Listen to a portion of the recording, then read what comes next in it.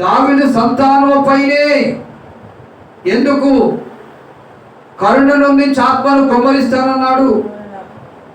ఆలోచన చేయండి. దావీదు ఒక ప్రార్థనా పరుడు, దావీదు ఒక భక్తిపరుడు, దావీదు దేవుని యొక్క హృదయానుసారుడు. నీ హృదయానికి నచ్చినట్టు చేస్తున్నావు, నువ్వు నీ కులానికి నచ్చినట్టు చేస్తున్నావు, నీ భార్యకి నచ్చినట్టు చేస్తున్నావు, నీ భర్తకు నచ్చినట్టు చేస్తున్నావు, నీ కొడుకులకి కూతుళ్ళకి కోడలకు అల్లులకు నచ్చినట్టు చేస్తున్నావు. కానీ దావీదైతే దేవునికి నచ్చిన పని చేశాడు. అందుకే దావీదు సంతానముపై కరుణ నుండి ఆత్మను కుమ్మరిస్తానంటున్నాడు.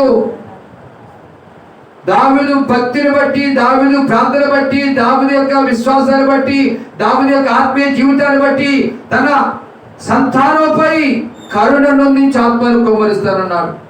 విజ్ఞాపరిచే ఆత్మను కుమ్మరిస్తానంటున్నాడు. తల్లివైన నీవు ప్రార్థన పదాలు ఉంటే నీ సంతానంపై దేవుడు కరుణ నుండి ఆత్మను కుమ్మరిస్తాడని ఎప్పుడైనా తెలుసుకున్నావా? తండ్రి వైన నీవు ఒక ప్రార్థన పడిగా ఉంటే దావీదు వలె నీ సంతానం, నీ గర్భ సంతానం, నీ రక్త సంబంధులపై కరుణ నుండి ఆత్మను కుమ్మరిస్తానంటున్నాడు. కనికరం లేదు, దయ లేదు, జాలి లేదు, ప్రేమ లేదు. బాధలు ఉన్న వారి కోసం విజ్ఞాపన చేద్దామని ఆలోచన లేదంటే కారణం